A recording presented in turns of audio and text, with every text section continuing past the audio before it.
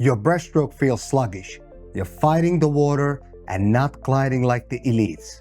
And it's frustrating you. Today, all that changes. I'm breaking down 3 strategies to make your breaststroke effortlessly powerful.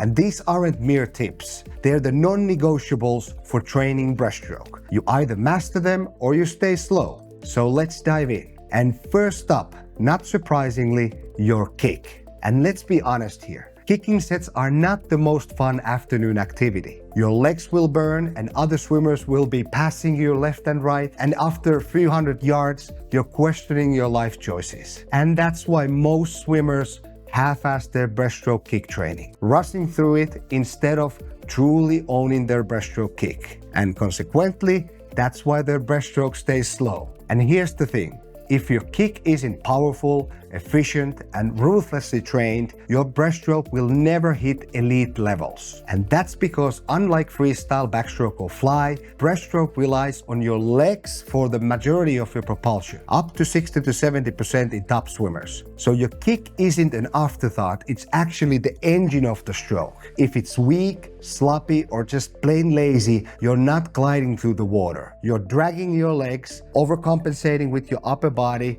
burning out, and then just watching everyone else swim faster. So how do you turn that weak kick into a weapon for your races? It takes 3 deliberate steps. And the first step is adding kicking volume to your training. And if you haven't dedicated at least 6 weeks to developing your kick through smart volume progression, you shouldn't really ask me how to swim better breaststroke. And even if swimmers are able to do that, they still end up screwing this up. They might rack up tons of kicking yardage, but with zero focus, just kind of going through the motions. And that is not training, that's actively wasting your time. So over the next few months, gradually double your weekly kicking volume, say from 1,000 meters a week to 2,000 a week, while doing it with the intention of making every single repetition of breaststroke kick better. So you're fully engaging your legs, you're snapping your feet together and aiming to glide that 1 inch further with each kick. Think of it like this. If your kick doesn't feel like a loaded spring that's exploding from your hips, you're probably coasting. Build this base of kicking with precision and you got the foundation for everything else. Now this volume training is just the start and we need to crank the speed up a notch. So step 2 is power development. A steady kick can get you by, but a fast, explosive, snap like a whip kick is what lifts you above all the other breaststrokers. And training at a comfortable moderate pace might feel good, but it's useless when it's racing time. So you need to overload those legs like you were a sprinter chasing personal bests. And you can try this set. 850s all-out breaststroke kick with the 2-minute rest between reps. And you can do it once or twice a week. And it will be brutal. Your legs will hate you and you'll hate me, but that's the point.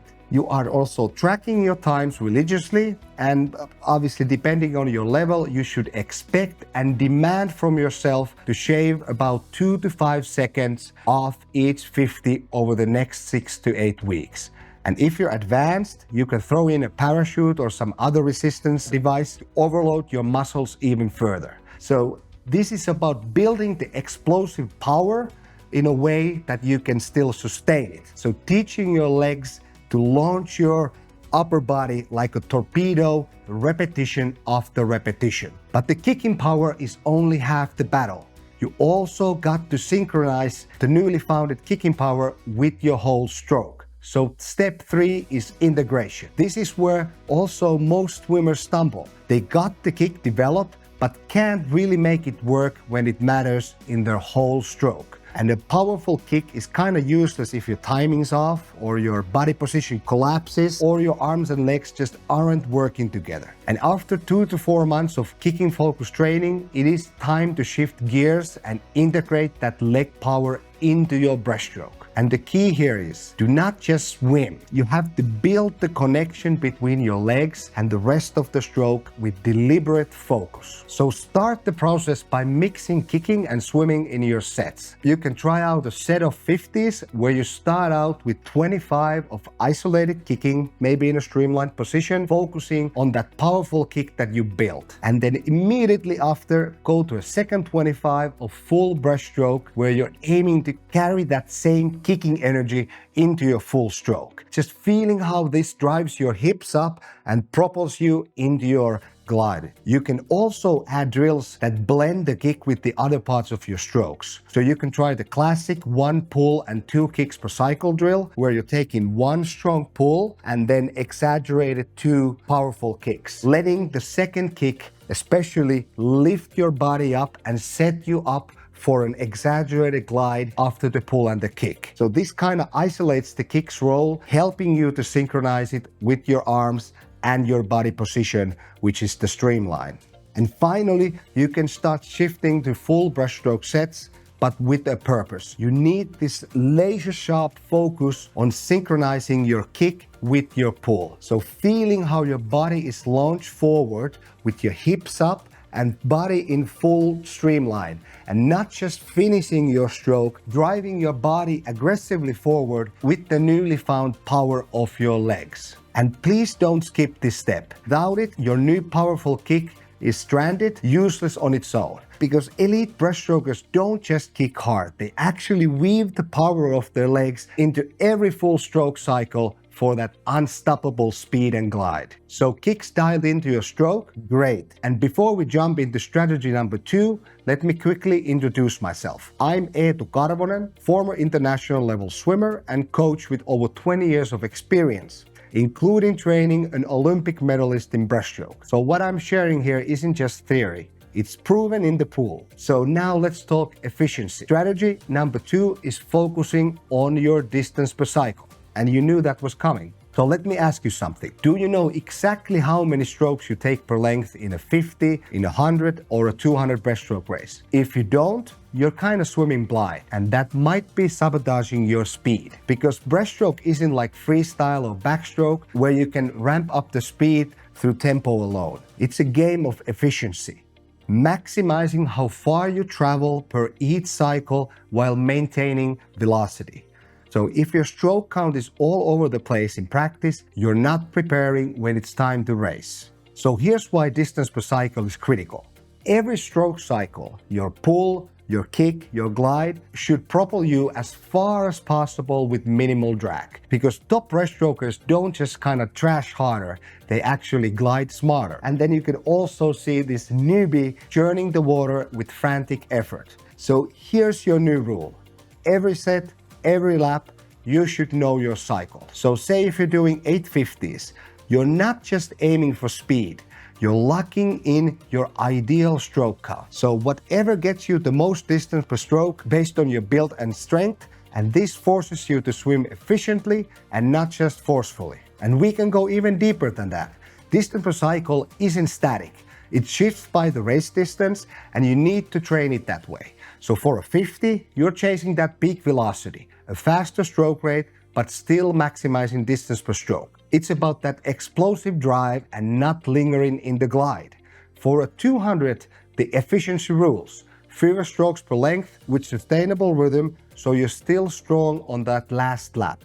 If you overglide, and you will stall out. And if you overstroke, and you'll be gassed out too soon. And the best breaststrokers have this dialed in. They know their ideal count for top speed, also how it holds under fatigue, and how to adjust mid-race. So you need that instinct too. So track your cycles, test them, and try to improve them. And here's how to own your stroke count. You will start short with repetition 25s, locking in your count with those crisp, controlled strokes, building the feel before the fatigue clouds your feeling. Then you step it up and double the distance to 50s, still holding your count. And finally, you can test it out with some tough longer distances of 75 to 100 meters, still keeping your stroke count the same. And over the weeks, you will lock in your sweet spot. the place where speed and your effort clicks, and then you train that stroke count relentlessly. So now you nailed race pace efficiency, your speed and effort are starting to sync up. But if you're still slogging through slow breaststroke in practice, you're unraveling all that work. Strategy 3 addresses that. Stop swimming slow breaststroke. And here's why. Slow laps are not just waste of time, they actively train your stroke to fail. Because breaststroke isn't this chill, flowing stroke like freestyle, it's actually a game of power. Every move you do should be sharp, explosive burst of power. You're pulling hard, you're snapping your kick, and you're gliding clean.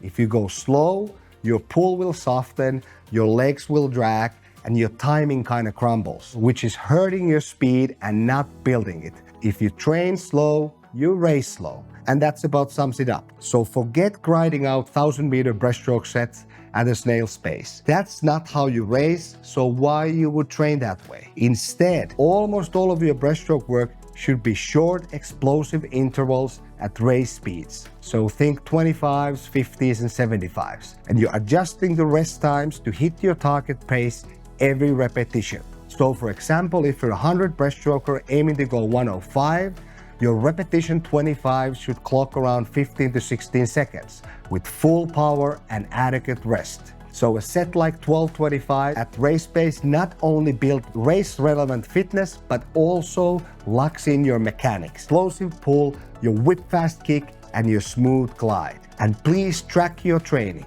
If your times are creeping up, you should add rest or cut the repetitions. Goal is always quality execution and not exhaustion. And we can go even deeper than that. Breaststroke rhythm is unique. Elites don't just swim fast, they fire their strokes hard, but then they fully relax in the streamline. And that's the secret for better breaststroke. That kind of lazy stroke trains tension. A racing stroke trains the power with the combination of the relaxation on the streamline. Your pull is generating the momentum and your kick rockets you forward, and then you streamline and chill for a split second before the next cycle. And if you train that pattern over time, it will become a habit. And slow laps undo this rhythm. So ditch them. Train like a racer and your breaststroke transforms to become powerful, fast, and effortless. And if you want to take the guesswork out of your breaststroke training, please join Swim Rhearsal community, where we're currently running 3 breaststroke programs for 50, 100, and 200 specialists. Everything's mapped out, step by step. Link is in the description. And that's the video for today, and see you next time.